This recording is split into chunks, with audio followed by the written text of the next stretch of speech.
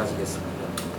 오늘 우리에게 주신 하나님의 말씀은 마태복음 11장 25절에서 30절 말씀입니다. 우리 다 함께 일어나셔서 하나님 말씀을 함께 보도록 하겠습니다. 교독하겠습니다. 제 25절 제가 먼저 읽겠습니다. 그때에 예수께서 대답하여 이르시되 천지의 주제이신 아버지여, 이것을 지혜롭고 설기 있는 자들에게는 숨기시고 어린아이들에게는 나타내심을 감사하나이다.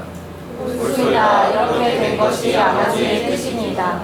내 아버지께서 모든 것을 내게 주셨으니 아버지 외에는 아들을 아는 자가 없고 아들과 또 아들의 소원대로 계시를 받는 자 외에는 아버지를 아는 자가 없느니라.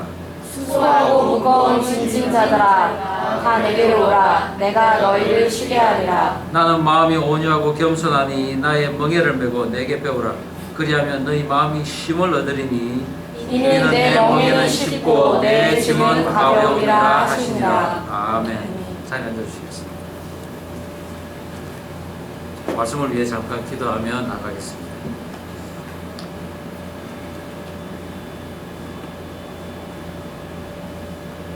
여호와여, 나를 살피시고 시험하사 내 뜻과 내 양심을 단련하소서. 하나님 아버지, 오늘 주의 사랑받는 자녀들이 주 앞에 나왔습니다. 이 시간 말씀 앞에 순종하게 하시고 또한 그 말씀 앞에 즐거이 화답하는 저희 모습 되게 하여 주시옵소서.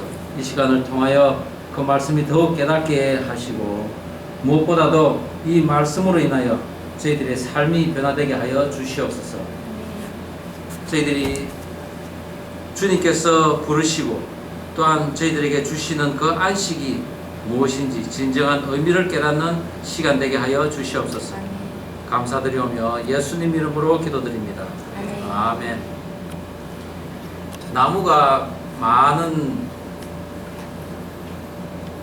그 성읍 고라신, 상대적으로 나무가 많지 않은 그 이스라엘 땅에서 아주 자랑스러워했던 그 성읍들이었습니다.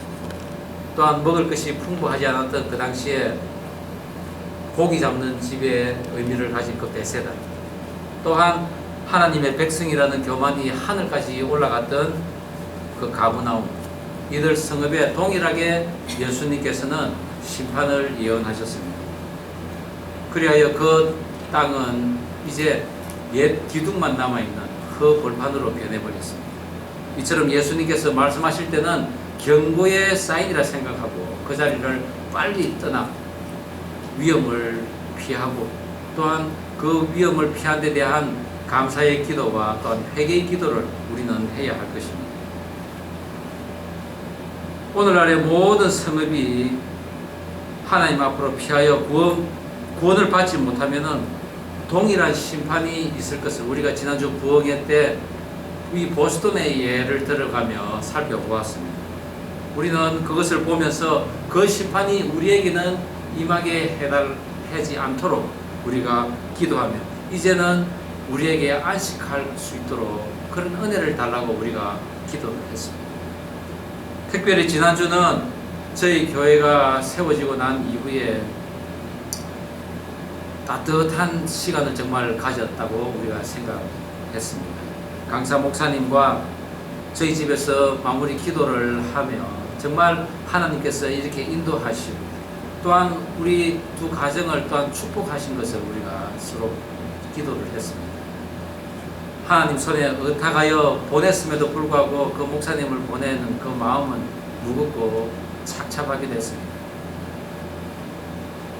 연약한 그 두 사람이 하나님의 그 사명을 감당하면서 어디라도 달려가는 그 모습을 보면서 하나님 건강이나 참 제대로 주시고 이 두 사람을 쓰시든지 하시지, 마치 그 환도뼈를 친 그 야곱처럼 어떻게 이 다리를 부스터리면서까지 이래 부르시고 그들을 이래 쓰십니까? 그런 탄식이 나왔습니다, 사실. 그러나 우리가 같이 기도하면서 정말 하나님의 뜻을 물었을 때 정말 하나님께서는 이 두 부부를 귀하게 쓰시구나 하는 그 마음을 제가 받았습니다. 그러나 무엇보다도 하나님께서는 그 두 부부에게 예수님이 주신 그 멍에를 같이 이래 씌워 주셨기에 그들이 그 멍에를 지고 함께 갈 수 있지 않았나 생각되었습니다. 이번 부흥회를 통해 또 어떤 목사님도 함께 은혜를 받아서 그 다음날 그 강사 목사님을 모시고 식사 대접을 하면서 또 답례를 하는 그런 모습을 지켜볼 수 있었습니다.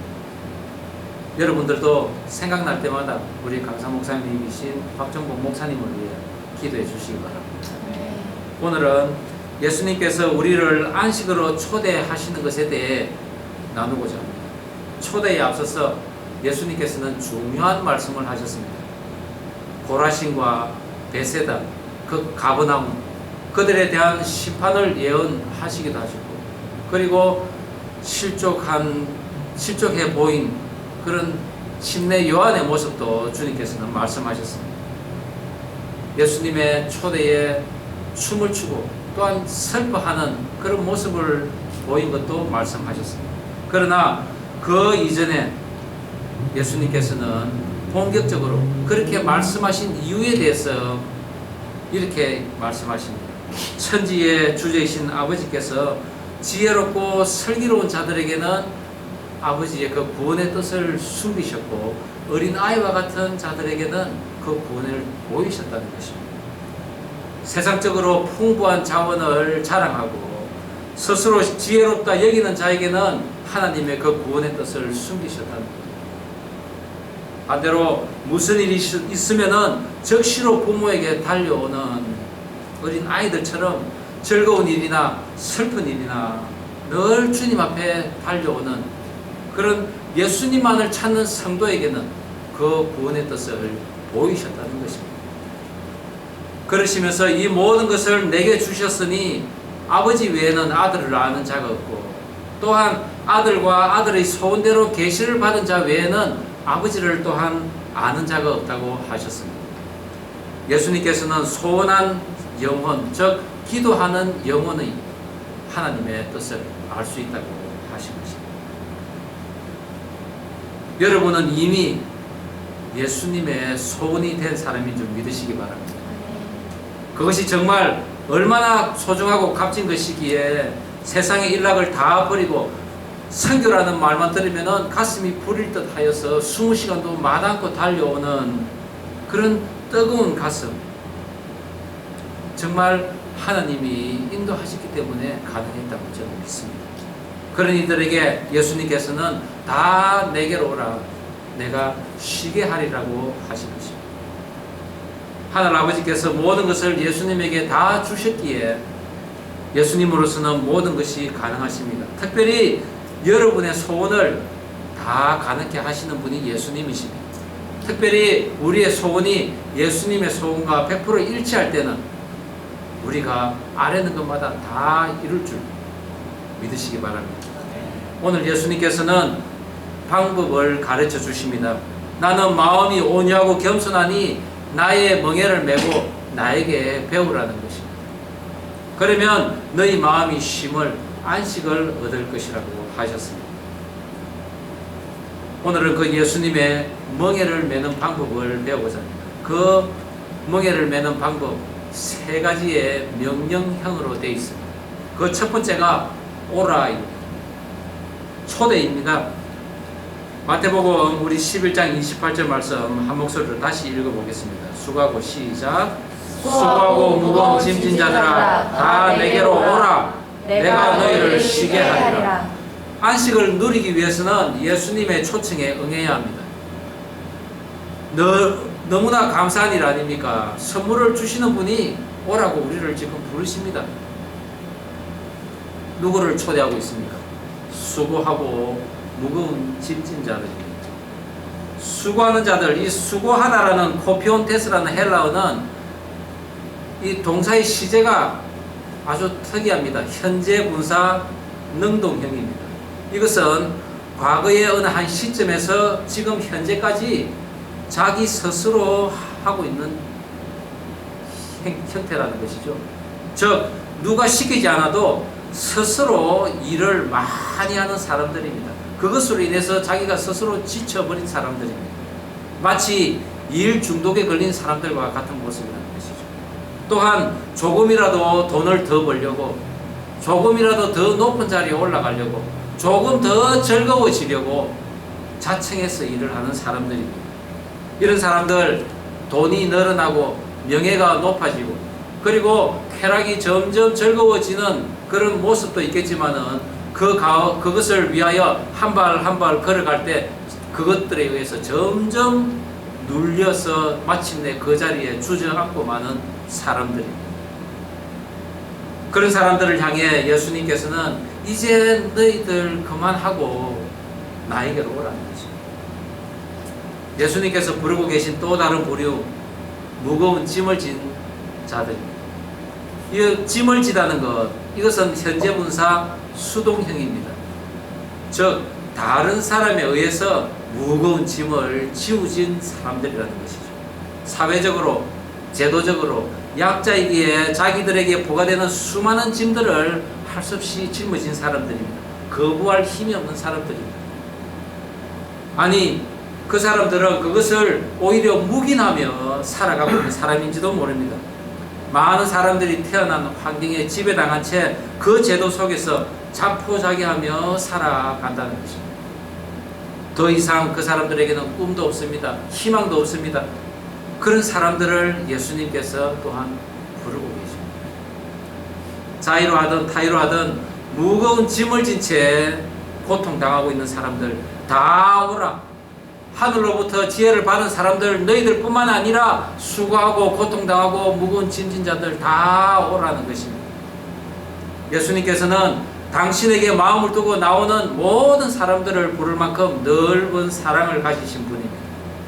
또한 그 모든 사람을 친히 부르실 정도로 권력, 권세가 있으신 분입니다. 능력이 있으신 분입니다. 그런 분이 오늘 초대를 하고 있는 것입니다.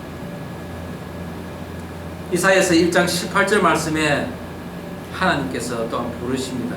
우리가 한 목소리 한번 읽어볼까요? 여호와께서 시작. 여호와께서 말씀하시되 오라 우리가 서로 변론하자. 너희 죄가 주홍 같을지라도 눈과 같이 휘어질 것이요 진홍같이 붉을지라도 양털같이 되리라. 죄 있는 자도 오라는 것입니다. 우리 모두가 자의 또는 타의에 의해서 무거운 짐을 지고 있는 사람들입니다. 부모에 의해서 강요당하는 그런 삶을 절반이나 또한 사는 사람입니다. 내가 원한 것도 아닌데 단지 주변의 환경에 의해서 내가 고통당하고 있을 수도 있습니다. 아니, 내 부모, 형제의 고통으로 인해 내 마음이 아플 수가 있다는 것이죠. 사회는 어떻습니까? 우리를 구속력을 가지고 타협을 요구합니다. 때로는 직장 상사로부터 죄를 강요당한 채 불의의 짐을 지고 있을 수도 있다는 것입니다. 한 영혼도 이렇게 제외될 수 없이 모두가 그 짐을 지며 곤비한 삶을 살아가고 있습니다. 풍부한 자원과 함께 스스로 지혜 있다 여기는 자들, 그런 자들은 예수님께로 올 수가 없습니다. 아니, 그들 스스로 거부하고 있습니다. 그러나 이런 부류들과는 달리 우리는 언제나 부족한 자원이 갈급하며 부족한 지혜로 인해서 예수님께서 오히려 우리들을 부르시니 감사하지 않습니다. 예수님께서 말씀하셨습니다. 내가 너희를 쉬게 하리라. 이 쉬게 하리라는 원어도 회복시키라는 것입니다. 원기를 돋우다라는 것입니다. 우리가 주님께로 가면은 현재 우리가 당하고 있는 이런 아픔보다도 우리가 일상생활의 문제들 그리고 아픔들 다 거기로부터 우리의 원기를 회복시키겠다는 것입니다. 우리 청년들이 지난주에 부흥회를 통해 위로를 받았다고 고백을 했습니다. 얼마나 값진지 모릅니다. 맞습니다. 우리의 마음의 무거움 그리고 해결되지 않은 그 어떤 것이 자연스럽게 해결되어질 때 우리는 하나님 앞에 감사를 드리며 그렇습니다. 하나님이 옳았습니다 라고 우리가 고백할 수 있겠습니다. 나를 힘들게 하는 짐 그런 것이 있으면은 예수님 앞에 내려놓기를 바랍니다. 하나님, 정말 이 짐을 내려놓고 싶습니다. 제가 이 짐 때문에 정말 고통당하고 있습니다. 그것을 주님 앞에 내려놓기를 바랍니다. 그럴 때 주님께서는 우리의 소원을 아시고 또한 그 뜻이 예수님의 뜻과 맞기에 우리에게 위로를 해 주실 것입니다. 그럴 때 우리는 그냥 감사합니다. 이것이 하나님의 뜻이었습니다. 라고 고백하며 그 영광을 아버지께 돌려드리면 되는 것입니다. 우리를 오라고 하신 그 예수님에게 우리는 나아가야 합니다. 오라라는 그 단어는 따라오라라는 그 의미를 가지고 있습니다. 우리는 그냥 예수님을 따라가면 됩니다. 거기에 가면은 쉼이 있다는 것입니다. 예수님을 따라가면서 우리 등에 있는 모든 짐 내려놓고 안식을 취할 수 있는 저와 여러분 되기를 간절히 바랍니다. 네. 안식을 위한 예수님의 두 번째 명령, 메라, 사명입니다. 사명을 감당해야 됩니다. 마태복음 우리 11장 29절 말씀 한 목소리로 읽어보겠습니다. 시작. 나는 마음이 오냐고 겸손하니 나의 멍에를 메고. 아니, 예수님 앞으로 가면은 짐을 다 내려놓으라고 했는데 이제는 홀가분 하려고 마음을 작정을 했는데 오히려 멍에를 매라는 것입니다. 멍에란 소와 같은 동물들이 그 동물들을 부리기 위해서 그 등에 얹히는 도구입니다. 소의 경우에는 멍에를 매기 전에 반드시 해야 될 일이 있는데 소가 어느 정도 자라서 송아지를 벗어나면은 코에 구멍을 뚫습니다. 고삐를 맵니다. 원래 야생동물이었던 이 소는 사람을 받으려고 하는 습성이 있습니다. 그리고 잘 달립니다. 더군다나 너무나 힘이 세기 때문에 사람들이 그 힘으로는 컨트롤을 할 수가 없습니다. 그렇기 때문에 코에 구멍을 뚫어서 고삐를 매는 것이죠. 그리고 한참 동안 가두어 놓으면은 조금씩 얌전해집니다. 한동안 그렇게 가두어 놓고 나면은 이제는 데리고 나가서 논에 데리고 나가 밭을 갈고 논을 갈 수 있게 되는 것이죠. 이 고삐는 주인의 손에 붙잡혀서 이 소가 죽기까지 결코 그 고삐를 풀지 못합니다. 그래서 사람들은 우리가 예수님에게 가서 예수님의 그 멍에를 맨다면은 이렇게 이야기를 합니다. 너는 그 소의 멍에를, 소 같은 멍에를 메고는 결코 거기서 빠져나올 수 없다고. 그렇기 때문에 많은 사람들은 어떻게 합니까? 아니, 좀 더 놀다가 좀 더 나이가 들면은 나중에 그 멍에를 맺게요 하는 사람들이 의외로 많다는 것입니다. 그런 가운데 너희가 이 멍에를 맨다면은 내 코는 뚫려야 하고 고통을 당할 것이다. 그리고 너 등 위에는 엄청난 짐이 지워질 것이라는 사단의 속삭임도 있다는 것입니다. 사단은 예수님의 멍에는 무겁고 또한 짐을 잔뜩 실어서 너가 끌려다니다가 결국은 거기에서 죽고 말 것이라고 이야기한다는 것이죠. 우리와 예수님의 사이에서 이간질을 하고 있는 것이 바로 사단입니다. 에덴에서 사탄은 하나님의 명령을 너희가 어겨도 너희는 결코 죽지 않을 것이라고 거짓말을 했듯이 사단의 사명은 하나님의 뜻을 왜곡시켜서 우리와 하나님과의 그 사이를 멀어지게 하는 것입니다. 그리하여 결국은 자기에게 굴복하여서 자기가 만든 그 고삐를 우리에게 메고 우리를 끌고 다니는 것입니다. 그리하여 결국은 우리가 영원한 죽음으로 이끌려 가는데 그것이 마치 예수님께서 주시는 멍에인 것처럼 우리에게 이야기를 한다는 것입니다. 이사야서 37장 29절에도 너가 나를 거스려 분노함과 내 오만함이 내 귀에 들렸으므로 내가 갈고리로 너의 코를 깨며 자갈을 내 입에 먹여 너를 오던 길로 돌아가게 하리라 하셨나이다. 우리의 죄로 인해서 하나님께서는 우리를 그렇게 끌고 간다는 것입니다. 그러나 그것은 죽음으로 가는 것이 아니라 안식으로 끌고 가는 것입니다. 예수님께서 나의 멍에는 쉽다고 분명히 이야기하십니다. 그 말을 믿고 멍에를 메어야만 우리는 사단의 멍에를 메지 않을 수 있습니다. 멍에를 맨다는 것은 유대인 사회에서는 스승과 제자의 사이에서 훈육 관계를 나타냅니다. 그것은 곧 순종의 의미를 가지고 있습니다. 그래서 그들은 하나님 율법의 멍에 곧 하나님 나라의 멍에를 메고 다닌다고 그들은 생각하고 있습니다.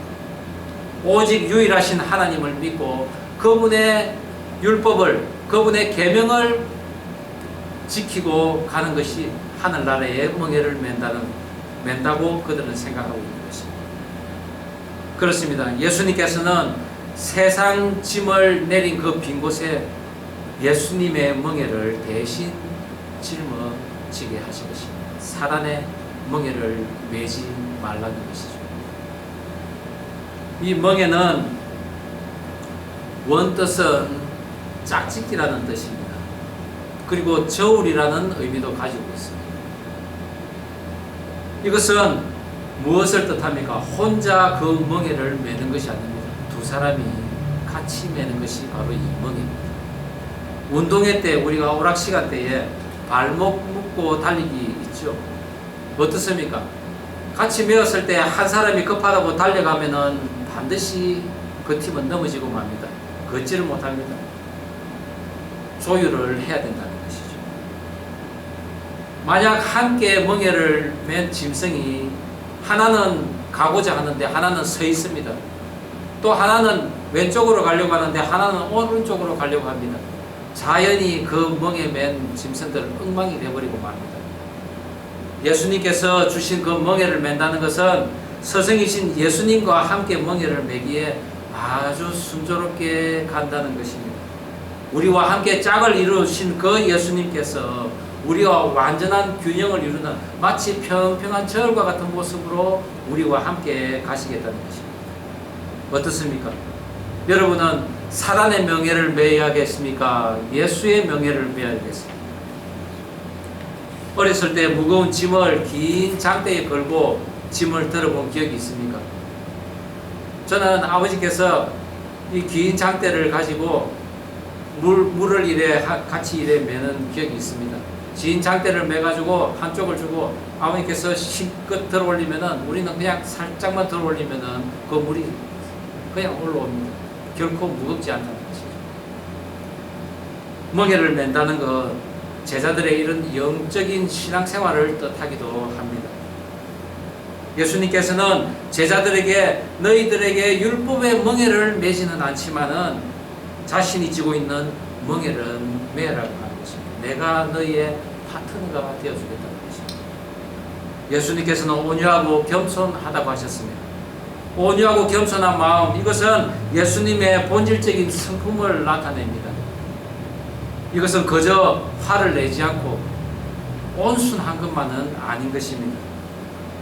오히려 종으로서 타인을 섬기며 그리고 고난을 당해서 타인의 아픔을 아는 그런 온순함과 겸손함, 천지의 주제이신 하나님께서 가장 낮은 자로 오신 모습이라는 것이죠. 겸손하다는 이 단어는 초라하고 굴욕감을 느낄 정도의 마음이라는 것입니다. 이사야 선지자도 메시아를 겸손히 고난받는 종이라고 했습니다. 마태도 또한 이 예언을 이루기 위해서 오신 그 예수님의 겸손하신 모습을 자세하게 나타내고 있습니다. 인간이 당할 수 있는 모든 비천과 굴욕을 친히 예수님께서 담당하시고 인간의 번민과 수치심 그리고 그 고통을 친히 체험하신 분이 바로 예수님이라는 것입니다. 그리하여 우리들의 아픔과 슬픔을 100% 다 이해하신 분이 겸손과 온유하신 예수님이신 것입니다. 이러한 예수님께 우리들의 어떤 무거운 짐도 내려놓을 수 있어야 합니다. 그리고 그 비느끼에 이제는 예수님의 그 겸손의 온유의 멍에를 우리는 짊어질 수 있어야 합니다. 멍에가 두려우십니까? 아닙니다. 결코 이 멍에는 두려운 멍에가 아닙니다. 매다라는 이 단어, 닻을 올리고 항해를 한다는 뜻입니다. 우리가 예수 그리스도의 멍에를 매는 순간 예수님께서 우리를 들어주셔서 함께 항해하시는 것입니다. 예수님과 함께 항해할 때는 거친 파도가 우리를 침몰시키지 못합니다. 폭풍도 우리를 삼키지 못합니다. 우리가 예수님과 결코 떼어질 수 없는 것이 예수님과 함께 멍에를 메고 있기 때문입니다. 우리가 지난주 스키스를 잠깐 보았지 않습니까? 예수님을 만났는데 예수님의 멍에를 매지 못함으로써 수많은 그 사단의 유혹에 넘어간 한 인간의 모습을 우리는 보았습니다. 예수님께서는 우리들이 그런 유혹에 빠지지 않도록 사단의 멍에를 매지 말고 내가 주는 멍에를 매라, 간절히 손을 뻗치며 우리를 초대하고 있는 그 모습을 우리는 보았습니다. 우리 모두 주님께서 주신 멍에 두려워하지 말고 그것을 매는 저와 여러분 되기를 주의 이름으로 축원합니다. 아멘. 우리에게 안식을 주시기 위한 예수님의 세 번째 명령, 배우랍니다. 이것은 예수님과의 연합입니다.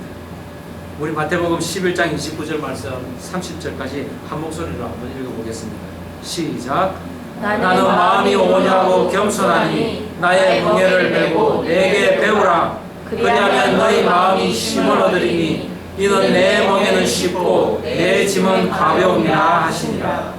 내게 배우라. 이것은 예수님을 모방하라. 그리고 예수님의 그 경험을 배우라는 그런 뜻은 아닙니다. 이것은 예수님 자신만이 전달할 수 있는 계시의 진리를 배우라는 것입니다. 결국 이것은 완전한 신앙으로서의 초대를 말합니다. 예수님께 배우는 것, 그분과 멍에를 맨 상태에서 그분과 하나됨으로써 그분 하는 것을 따르게 되는 것입니다. 그분을 알아가는 것입니다. 배우라는 것은 어떤 방법으로든지 배워야 합니다. 예수님과 함께 멍에를 메었으니 예수님과 똑같이 걸어가야 합니다. 그분이 앞서갈 때 또한 우리도 따라가야 합니다. 그분이 설 때는 우리도 서야 합니다. 그리고 그분이 뛰어갈 때는 우리도 함께 뛰어가야 합니다. 그것이 예수님께 배우는 것입니다. 그분의 겸손함, 그분의 온유함, 그리고 그분의 사랑과 함께 말입니다. 하나님께서 모든 것을 맡기신 중에 고난을 받으셔야 하는 것을 절대 순종하신 그 예수님께서 왕같은 제사장으로 우리를 부르셨지만은 우리의 빈목에 예수님의 멍에를 매는 순간 우리는 겸손해지는 법을 배우게 됩니다. 소가 주인의 손에서 길들여지듯이 우리는 소처럼 땅을 파기 위한 그런 배움이 아니라 하늘을 알아가는, 예수님을 알아가는 그런 배움을 우리는 행해야 한다는 것이죠. 그것을 우리가 온전히 행할 때 우리에게는 주님 주시는 안식이 있다는 것입니다. 쉼을 얻는다는 것, 예수님께서 쉬게 하리라 하신 그 말씀에 응답을 받는 것입니다. 이것은 우리 자신이 만들어가는 것이 아니라 하나님께서 만들어 놓은 것을 우리는 발견하는 것일 뿐입니다. 참 안식, 아무 일도 하지 않고 그리고 푹 쉬는 것이 아닙니다. 예수님 안에 있는 것을 발견하는 데서부터 그 안식이 시작된다는 것입니다. 하나님께서 모든 것을 예수님에게 주신 것을 믿고 예수님에게로 와서 예수님의 그 가볍고 쉬운 멍에를 메고 예수님에게 배우는 사람들의 이 공동체인 교회에서 겸손함과 온유함을 배울 때 하나님의 안식이 이미 저와 여러분에게 있음을 믿으시기 바랍니다. 네. 저는 이번 부흥회를 준비하며 우리 청년들이 일찍 와서 테이블 볼을 깔고 또한 손님 맞을 준비하는 것을 기쁘게 감당하는 것을 보면서 저것이 하나님 나라의 공동체를 즐거워하는 것이, 그리고 예수님께서 피리를 불면 춤을 추는 모습이라고 생각했습니다. 청년들의 아름다운 그리고 우렁찬 특성은 우리들의 가슴을 뭉클하게 했습니다.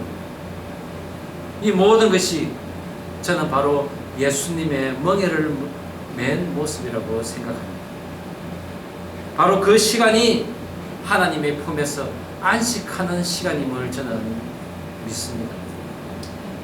여러분은 어떠셨습니까? 하나님께서 이 교회를 세우시고 그 교회를 통해 예수님의 가벼운 멍에를 메라고 하신 그 뜻을 조금이나마 이해하고 그 안식을 조금이라도 체험을 하셨습니까? 함께 찬양을 하며 하나님의 멍에를 메고 사는 먼저 된 자들의 간증을 들으며 또한 그것으로부터 우리는 도전과 용기를 얻었고 또한 우리 교회의 모든 성도들은 기쁨과 아름다워지는 것을 체험함으로써 우리는 감사의 시간을 나누었습니다. 무엇보다도 감사한 것은 우리 모든 것을 우리가 그 행할 때 예수님께서 이곳에 오셔서 우리와 함께 그 멍에를 메고 계셨다는 것입니다. 옳소이다. 이렇게 된 것이 아버지의 뜻이니이다.